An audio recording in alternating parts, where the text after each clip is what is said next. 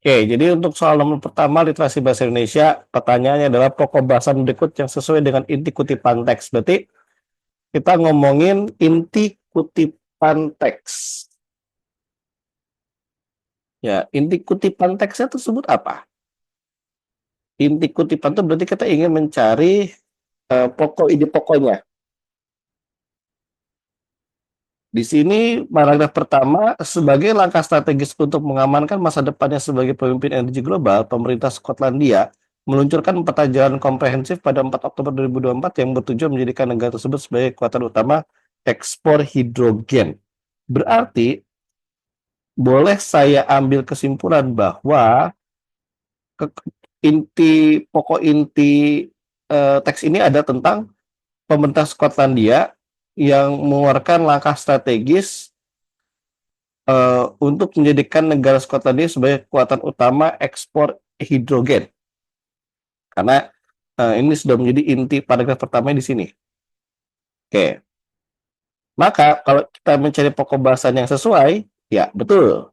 Maka yang paling cocok adalah strategi Skotlandia untuk menjadi produsen dan pengekspor hidrogen terkemuka di dunia. Betul sekali. Itu gambarannya jadi seperti itu ya. Oke. Ya. Kenapakah yang B? Ya karena yang lain tidak ada yang relevan. Ya, kalau yang A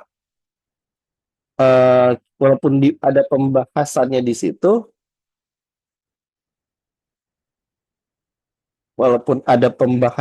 situ, tetapi tidak menjadikan sebagai pokok utama yang penting dibahas di situ. Kalau yang di C hanya menyinggung, tapi fokusnya bukan kepada krisis energi global, ini enggak. Terus kalau yang di D, dia tidak ada eksplisit target tahun 2030 sebagai target nol emisinya, enggak ada. Kalau sebagai pengekspor hidrogen utama, iya. Tapi kalau target nol emisinya tidak. Nah, potensi besar hidrogen dalam mentransformasi sebagai sektor multinasional hingga industri berat di Skotlandia ini bukan sebagai fokus utamanya, karena dia ingin menjadi eksportir, bukan sebagai transformasi traktor transportasi. Maka jawabannya yang B. Gambarannya gitu.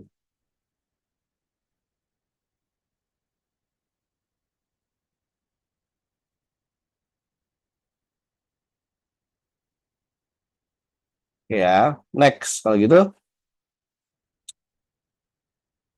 Next, soal nomor 2. Kata pemanfaatan di kalimat terakhir berdekatan dengan kata, kalau lihat kata pemanfaatan, pemanfaatan. Terpecah ya.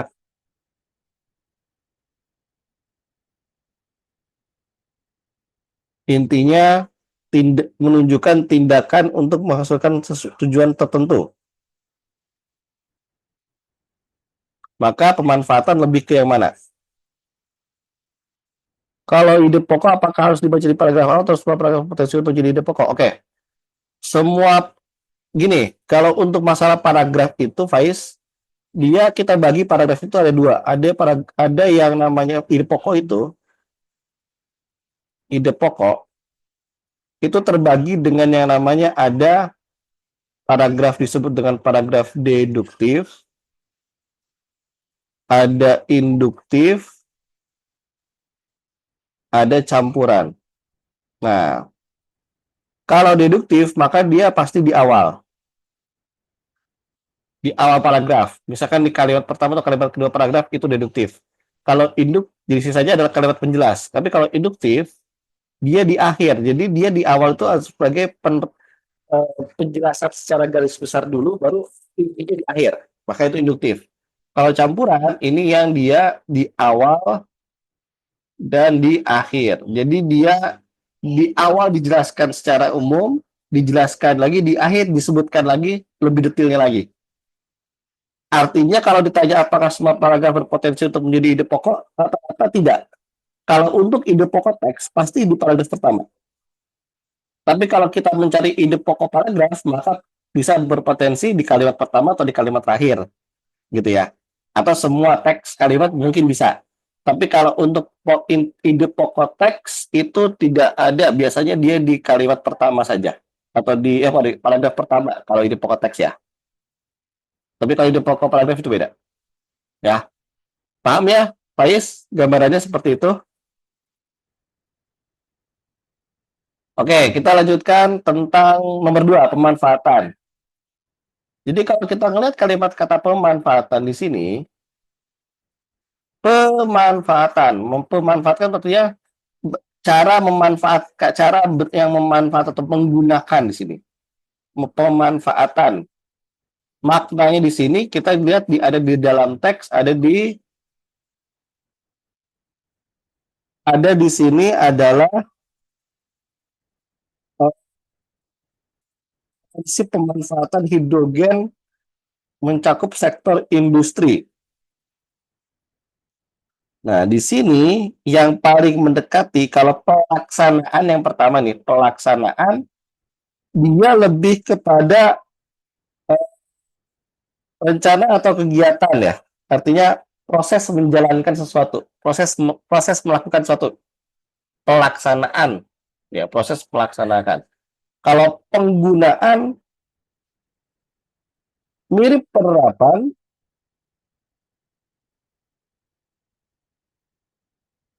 tapi masih kurang pas. Ya, masih kurang pas untuk penggunaan mirip ke pemanfaatan ya.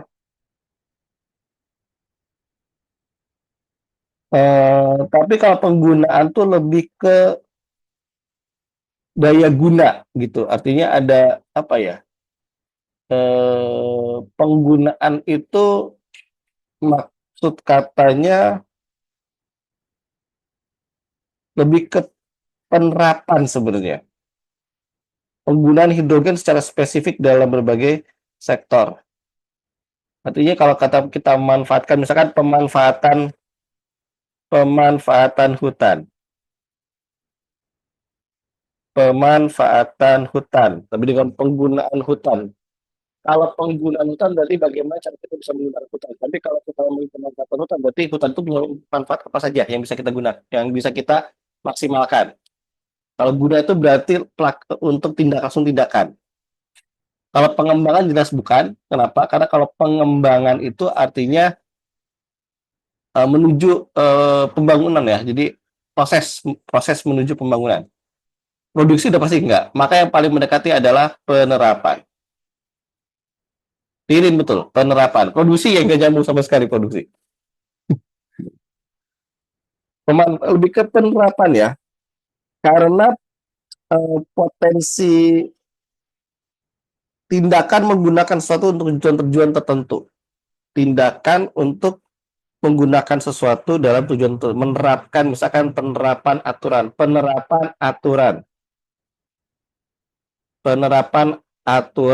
pemanfaatan hutan. Berarti hutan akan dimanfaatkan. Kalau gini aturan akan diterapkan. Gambaran seperti itu. Kurang lebih seperti itu. Oke. Maka jawaban yang pas ya E ya. Ini saya hapus dulu yang lain.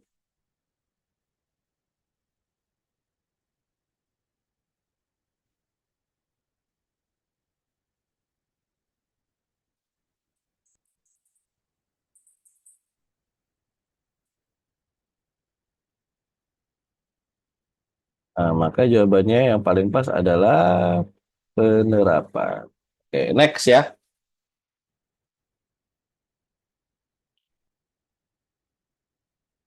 Nanti ini kita akan agak lebih dikit lah sampai jam 10.15 karena kan tadi kita potong dengan materi pembahasan membahas UTBK ya.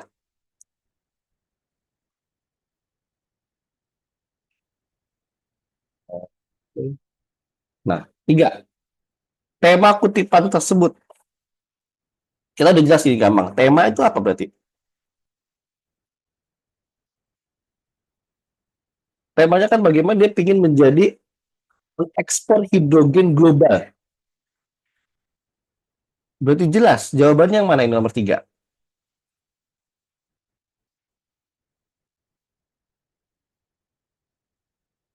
Ya, D betul. Langsung. Karena ada kata ekspor hidrogen global, pemain utama dan ambisi. Karena langsung beringin dengan ambisi itu adalah keinginan yang sangat kuat. Ambisi itu memiliki makna kekuat keinginan yang sangatlah kuat. Keinginan kuat.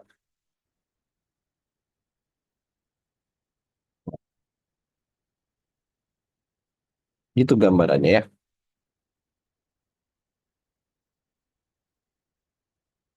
Oke. Nomor 4. Pokok bahasan kutipan teks tersebut adalah masih sama aja. Pokok bahasan kutipan teks. Ya, masih berhubungan dengan tadi. Nomor 4 itu. Intinya dia bikin jadi apa? Iya, yang A. Betul sekali. Jelas. Intinya dia pakai ekspresi dogen global. Udah itu. Bukan muter-muter di situ. Nah, oke. Baru di sini ada kata makna frasa.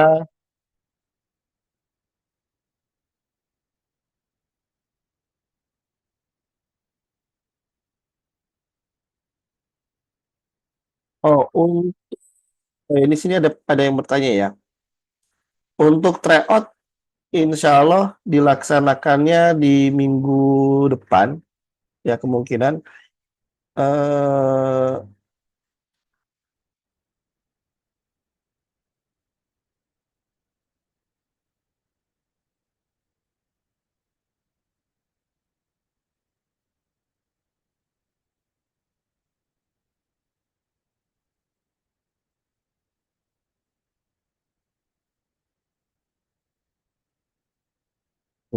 Coba dicek dulu ya.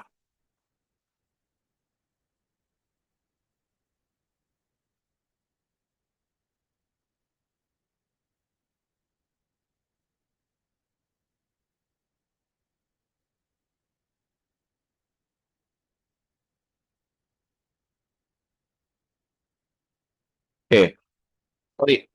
Kita 5. Makna frasa peta jalan komprehensif. Peta jalan. Peta jalan itu berarti arah ya. Peta jalan itu berarti roadmap bahasa Inggrisnya. Arah. Bisiknya ini sama dengan artinya arah. Arah komprehensif. Komprehensif itu artinya eh, secara penting dan secara terstruktur ya. Penting dan terstruktur. Maka yang paling pas adalah betul Faiz C ya. Frasa itu apa? Frasa itu adalah kelompok kata. Jadi dalam bahasa Indonesia kita mengenal namanya frasa. Frasa itu phrase. Contoh seperti ini. Contoh misalkan gunung tinggi. Itu ada frasa. Maknanya berarti gunung yang tinggi, gitu kan? Terus contoh lagi misalkan eh,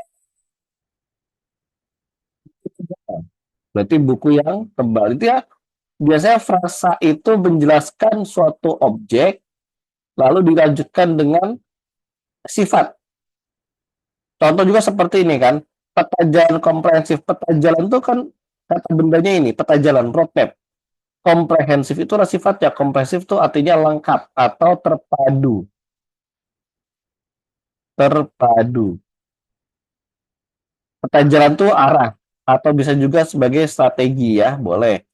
Maka strategi terpadu dan menyeluruh atau lengkap. Gitu ya. Jadi frasa itu pasti gabungan antara ada kata benda dan ada kata sifat. Oke, paham ya? Oke, kita lanjutkan ke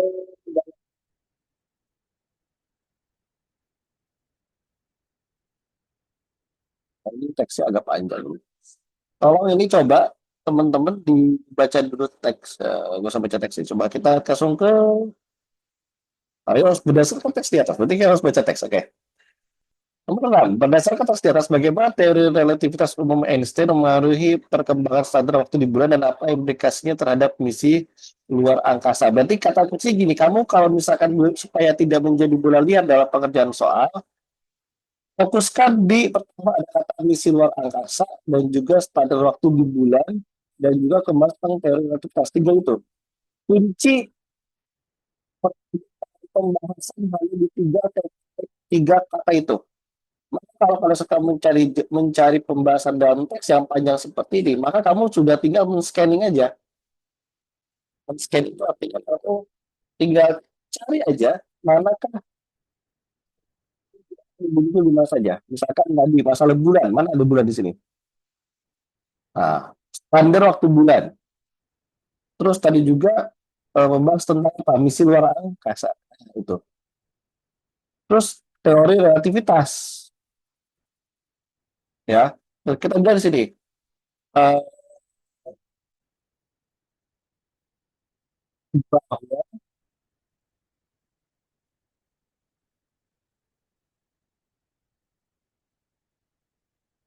jadi tujuannya untuk apa di sini? Masih bisa kamu satu soal berapa menit kah? Gambarannya ya, untuk gambaran terakhir kriteria soal itu coba saya ingat-ingat lagi. Kalau nggak salah berbeda-beda. Kalau boleh saya cek dulu sebentar, nggak apa-apa, kita belajar sambil kalian boleh tanya-tanya terkait tentang pelaksanaan. Kalau nggak salah, kata itu gini, usahakan satu soal itu bisa dikerjakan dalam waktu 1 menit, rata-rata ya.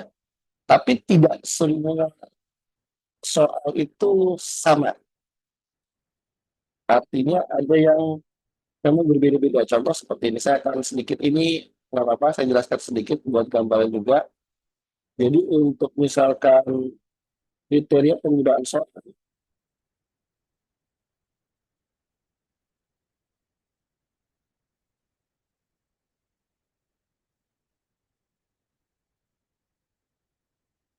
gambarannya ya, untuk itu membutuhkan waktu 20 menit. Kalau dia PPU, PPU itu butuh waktu 15 menit, PBM,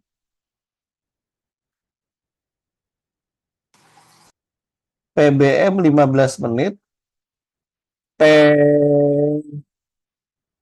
TK 15 menit, lalu PM 20 menit,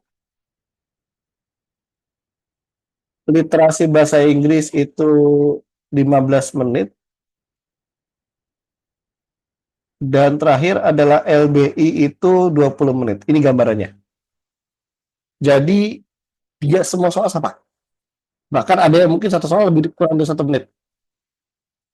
Yang pendek-pendek waktu iya, emang pendek-pendek.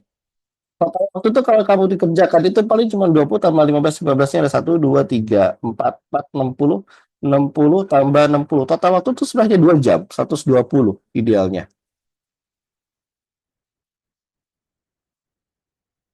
Idealnya ya, semua sukses selesai 2 jam. Itu gambarannya. Ya, saya sedikit gambaran sedikit. Oke, balik lagi ke soal tadi, maka jawaban tadi kalau kita ngomongin teori relativitas, maka teori relativitas di sini dia posisinya, maka jawaban yang paling pas adalah yang A. Kenapa? Tadi untuk menjelaskan bahwa ternyata penting, krusial dalam menentukan waktu, standar waktu bulan supaya lebih presisi dalam misi luar angkasa. Nah, atau lagi gini aja, kamu lihat di sini berdasarkan teks di atas, di pilihan soal ini yang ada membahas tentang misi luar angkasa dan waktu bulan mana? Kan cuma yang A yang bahas secara lengkap, yang ini nggak ada pembahasan tentang misi luar angkasa. Yang ini nggak ada. Yang ini ada, tapi nggak ada perbedaan waktunya, pembahasan beda waktu, tidak ada pembahasan waktu bulan, berarti tidak. Ini pun sama. Ini waktu bulannya ada, tapi koordinasi misinya ini nggak jelas. Maka jawabannya yang paling pas yang A. Itu gambarannya. Oke, paham ya? Jadi sebenarnya kadang-kadang dari soal-soal itu ada. Sebenarnya kalau dibahas kayak gitu soal itu gampang loh sebenarnya. Mengerjakan kenapa ya? Ada nge-freeze kadang-kadang siswa itu. Oke, kita cek soal nomor 8. Berdasarkan teks, apa implikasi dari perbedaan waktu antara bumi dan bulan terhadap masa depan eksplorasi dan kolonisasi bulan?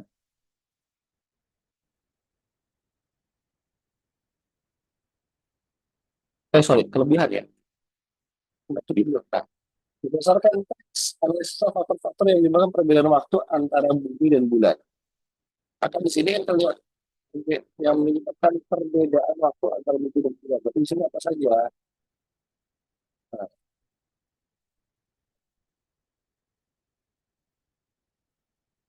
apa sih yang menjadikan faktornya? Ternyata jam di permukaan bumi berdetak lebih lambat dibandingkan di orbit. Ya, jadi ada perbedaan waktu di situ.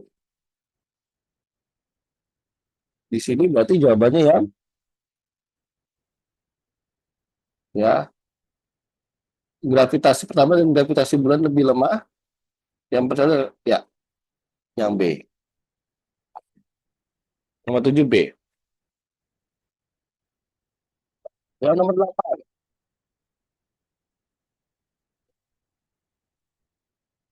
Perbedaan waktu ya.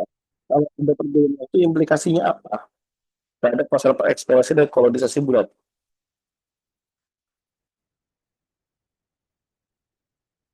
Berarti kan intinya implikasinya apa? Implikasinya apakah menyulitkan komunikasi antar bumi? Nah, ini juga, ini nggak ngaruh, bukan masalah kesulitannya, ini bukan. C, nanti kita lihat. Perbedaan waktu akan mengalami kesadaran fisik, ini nggak ada ngaruhnya sama kesadaran fisik. Perbedaan waktu akan produksi sinkronisasi data ilmiah bukan berbahasa sehingga benar-benar lebih fokus pada observasi daripada pengurangan presisi. Nggak juga, nggak harus disinkronisasi sebenarnya. Jumlah atau batas sehingga, ini lebih tepat ya. Mengharuskan pengembangan sistem navigasi dan komunikasi yang lebih akurat. Bukan, jadi fokusnya bukan ke kesulitannya, tapi fokusnya berarti kita harus apain? Oh, kita punya masalah, maka bagaimana cara solusi menyelesaikannya? Gitu gambarannya. Ya, jadi kita jangan fokus ke masalahnya, tapi fokus cara bagaimana kita lakukan. Maka di sini kata perbedaan waktu mengharuskan, bukan jadi sulit sinkronisasinya, bukan menyulitkan komunikasinya, bukan mempengaruhi kesehatan fisik, tapi tidak bagaimana berarti kita harus mendevelop alat sistem navigasi dan komunikasi yang lebih akurat gitu gambarannya. Nah, arahnya ke sana maksudnya tuh, pemahamannya ke sana.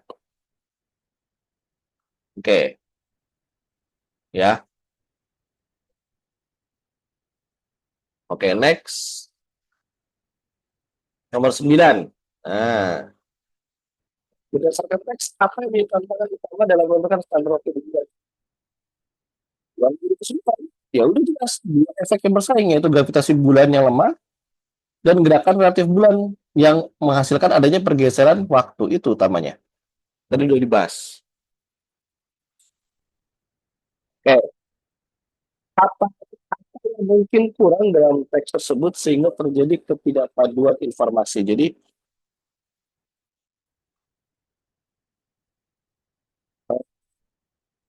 mungkin apa ya penjelasan mana yang sekiranya masih kurang dan masih harus dijabarkan lebih lanjut lah bahasa gitu.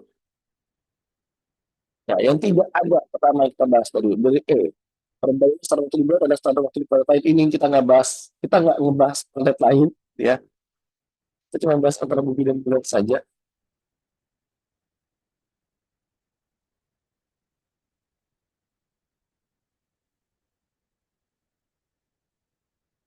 yaitu yang D.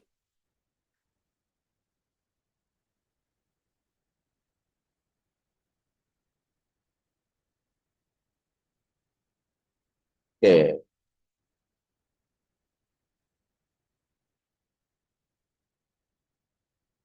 deskripsi ini masih apa nih sudah nggak jelas ini maksudnya apa. Data statistik terkait kesalahan navigasi juga ini enggak. Informasi medis jamnya enggak. Inti ini berarti detail bagaimana kok bisa gravitasi dan gerakan relatif berat bisa mempengaruhi waktu itu yang ada penjelasannya. Jadi hanya dijelaskan bahwa karena gravitasi bulannya remah menghasilkan perbedaan waktu antara bulan dan bumi, tapi tidak dijelaskan kenapa alasannya. Kurang lebih seperti itu, ya. Oke. Oke, terakhir ini kita akan bahas 11 sampai 15 dulu kelas ya. Oke, nomor 11. Bagaimana peran kondisi lokal dalam keberlanjutan konsumsi takfolo di masyarakat Flores berdasarkan teks di atas? Kan jadi kalau misalkan kita lihat dalam teks, berarti basicnya harus literasi ya. Memang konsepnya harus baca emang literasi. Tradisi lokal dalam keberlanjutan konsumsi tanpa kolok. Peran konsumsi tradisi lokal. Di sini jawaban yang paling pas adalah eh, nasi tanpa kolok dimasak dengan santan. Ah, betul. Ya, jadi masih masyarakat Manggarai memanfaatkan alat bahar alam. Nah, ada salah satu makan nasional ada tanpa kolok berarti nasi bambu. Ini merupakan kebiasaan turun-temurun warga, iya. Jadi masih sangat kuat di situ dilestarikan gitu ya. Oke, nomor 12. Berdasarkan teks tentang tradisi tapak kolok, nilai kehidupan yang paling relevan dari pembahasan tersebut adalah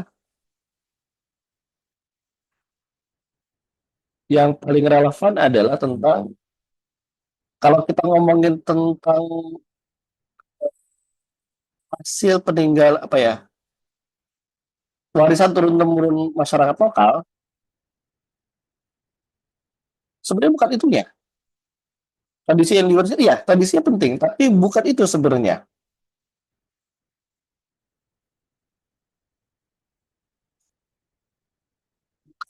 Tidak, bukan masalah anti inovasi modern, tapi lebih tepatnya kearifan lokal, lokal wisdomnya di sini. Jadi bisa menggunakan bahan alami dan dicerminkan kepedulian terhadap lingkungan sekaligus pelestarian budaya. Jadi bisa menjaga budaya di situ. Karena di sini menggunakan alat yang memanfaatkan alam dan bahasa itu.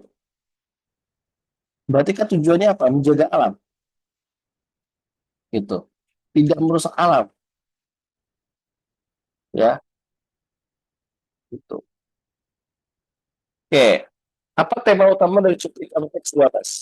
Nah, baru kalau kita bahas tema, jelas adalah pelestarian tradisi budaya melalui kuliner khas yang diwariskan turun temurun. Oh, ini jelas. Ya, tradisi budayanya diwariskan secara turun temurun dalam bentuk kuliner. Salah satunya tadi yang dibahas di situ ya. Nah, maka simpulan dari teks di atas adalah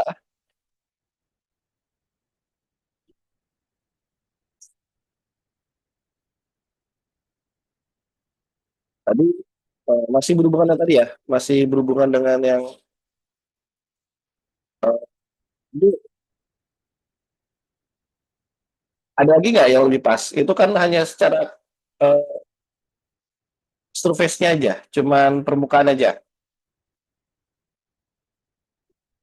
Bukan masalah mudah di identitas budaya yang mudah dikenali. Kalau kuliner itu bukan identitas budaya. Kuliner itu kan merupakan bagian dari wawasan kebudayaan, tapi bukan identitas kebudayaan. Identitas kebudayaan itu contoh kayak baju adat itu identitas budaya. Bangunan adat itu identitas budaya. Oke, ya, simpel penting. Karena di sini kita bahas ada elemen budayanya ada, alamnya ada, dan spiritualnya ada. Betul. Oke, ya, terakhir, nomor 15. Apa maksudnya muncul kalimat dalam teks berikut? Masyarakat Manggarai memanfaatkan alat bahan dari alam seperti bambu dan daun pisang yang memberikan aroma khas dan menghilangkan unsur sangit pada nasi. Apa di sini sih? Bahwa inti yang ingin dibahas dari pertanyaan itu apa? Pernyataan tersebut. Jadi memanfaatkan alat dari bahan dari alam, bambu dan daun pisang, ada aroma khas menghilangkan unsur sangit pada nasi tapak kolo. Yang D, penjelasan buat aroma khas. Nah, itu bukan aroma khasnya berarti sebenarnya. Kita fokusnya jangan ke aromanya, fokusnya kemana itu. Aroma khas itu merupakan dampaknya menghilangkan aroma khas, tapi itu bukan itu unsur utamanya. Yes, penekanan pada kepercayaan masyarakat Manggarai terhadap metode tradisional yang tetap relevan dalam masa tapak kolo itu intinya, ya. Bahwa penekanan dengan metodenya, ini penekanan terhadap metode. Oke ya, alhamdulillah pada hari ini cukup ramai, nggak kayak kemarin. Padahal kemarin tuh materi penalaran matematika tapi masih sepi. Saya nggak tahu, ya. Padahal PM tuh penting loh. Tapi pada hari ini alhamdulillah ada 32 peserta ya. Alhamdulillah, kakak apresiasi sekali bagi yang sudah hadir. Kakak tahu mungkin dalam kondisi puasa dan juga capek, mungkin masih pagi ya, masih agak seger ya.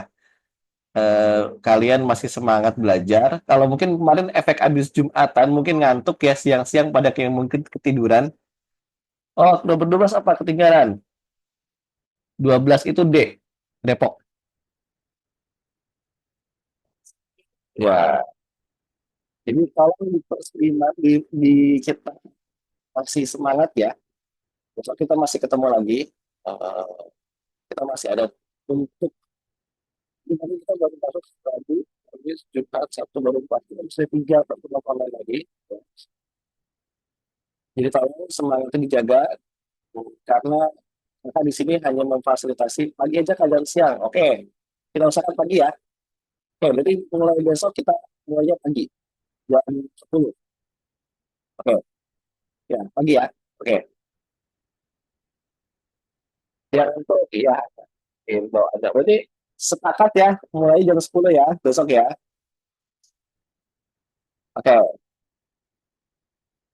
oke, baik kalau begitu sama ini masih kalian bisa harus maunya jadi jam berapa? Siang ngantuk, pagi tidur. Masa menjelang buka puasa. Oh, sip, sip, sip. Oke. Ya, pokoknya insya Allah jam 10 gini lah. Pas nggak terlalu sore, nggak terlalu siang, nggak terlalu pagi banget. Ya, kan ya mungkin juga sahur ya. Gitu. Ya, jadi oke jam 10 pagi kita mulai. Tetap semangat untuk belajarnya kawan-kawan semua. Insya Allah kakak di sini hanya memfasilitasi, kakak cuma bisa menjelaskan, tapi balik lagi kalian yang belajar, kalian yang nanti harus memahami, oke? Baik, kalau gitu sampai ketemu lagi di pertemuan selanjutnya. Amin. Makasih sharing doanya ya. Semoga semuanya sukses UTBK dan eh, lancar semuanya. Nanti kalau misalkan ada pertanyaan tentang penjurusan PTN silakan WA kakak langsung boleh atau nanti nanyanya boleh gimana boleh.